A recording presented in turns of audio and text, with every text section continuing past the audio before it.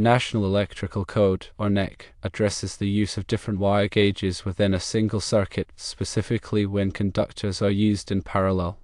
The relevant section is Article 310.15b16, which is titled Conductors in Parallel.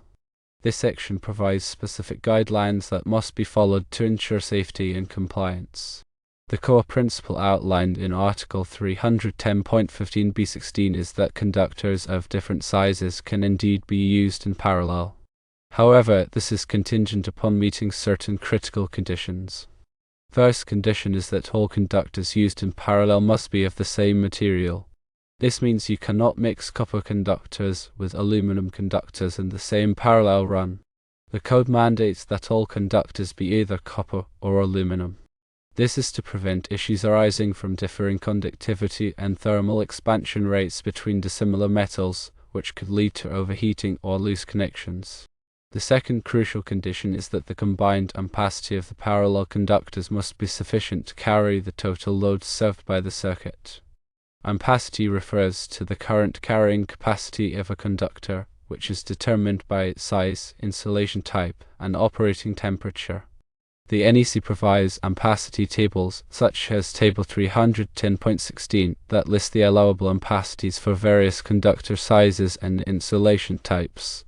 To determine if the parallel conductors have sufficient ampacity, you must calculate the total load on the circuit and then verify that the sum of the ampacities of the individual conductors equals or exceeds that load.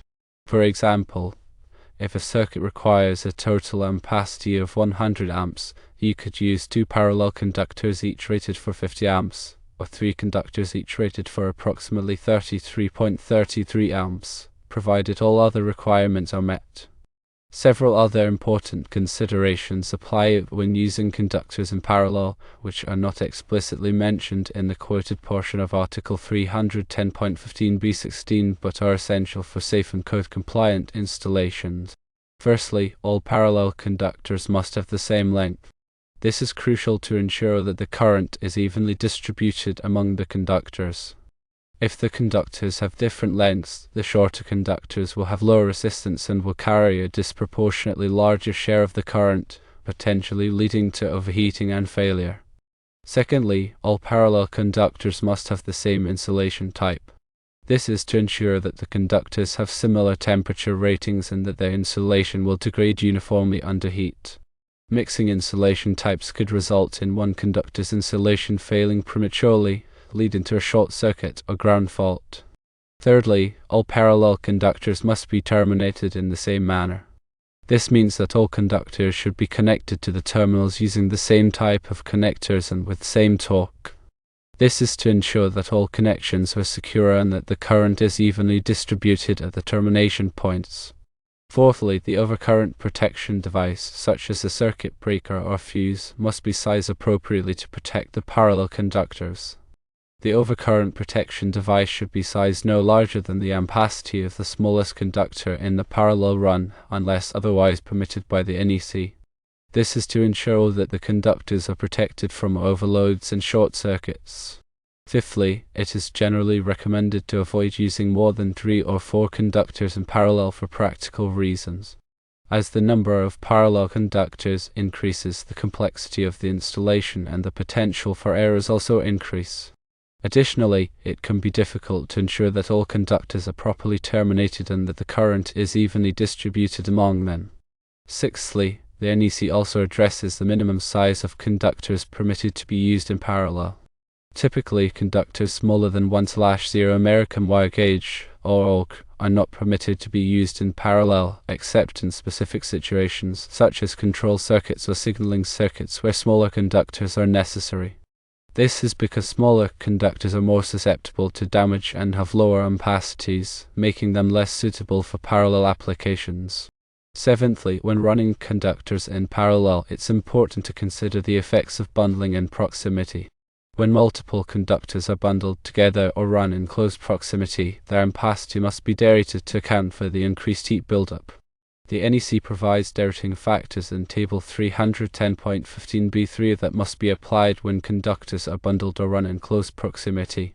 Eighthly, it is crucial to carefully select the appropriate conductor size and insulation type for the specific application. Factors to consider include the ambient temperature, the type of load being served, and the presence of any corrosive or hazardous substances. The NEC provides guidance on selecting the appropriate conductor size and insulation type for various applications. Ninthly, it is always a good practice to consult with a qualified electrical engineer or inspector before installing conductors in parallel. They can help ensure that the installation is safe, code compliant, and meets the specific needs of the application. Finally, it is imperative to have a thorough understanding of all applicable NEC requirements before attempting to install conductors in parallel. The NEC is a complex document, and it is easy to make mistakes if you are not familiar with its provisions. Failure to comply with the NEC can result in serious consequences, including electrical fires, injuries, and property damage. To reiterate, Article 310.15b16 allows for the use of different size conductors in parallel, but they must be of the same material, and their combined ampacity must be sufficient for the load. It is critically important to remember that the NEC provides detailed guidelines on how to properly install and protect electrical systems. Ignoring these guidelines can lead to dangerous situations. It is always recommended to consult with a licensed electrician to ensure that all work is performed safely and in compliance with all applicable codes and regulations. When working with electricity, safety should always be the top priority. Always de-energize circuits before working on them, use appropriate personal protective equipment, and follow all applicable safety procedures. A thorough understanding of electrical principles and the NEC is essential for anyone working with electrical systems. This knowledge can help prevent accidents, injuries, and property damage. Furthermore, always refer to the most current edition of the NEC when designing or installing electrical systems. The NEC is updated every 3 years, and it is important to stay up to date on the latest changes and requirements. Failure to comply with the current edition of the NEC can result in fines, penalties, and legal liability. In summary, while mixing wire gauges in a circuit is permissible under specific conditions outlined in NEC Article 310.15b16, strict adherence to the code's requirements is paramount. This includes ensuring conductors are of the same material, possess adequate combined ampacity, are of equal length, utilize identical insulation types, and are terminated uniformly. Overcurrent protection must be appropriately sized, and practical limitations on the number of parallel conductors should be observed. Consideration must be given to bundling effects and proximity dirting, and appropriate conductor selection based on environmental factors is crucial. Consulting with qualified professionals is highly recommended, and a comprehensive understanding of the NEC is indispensable for safe and compliant electrical installations. The NEC is not just a set of rules, it is a comprehensive guide to ensuring the safety and reliability of electrical systems. By following its guidelines, we can protect ourselves, our property, and our communities from the hazards of electricity.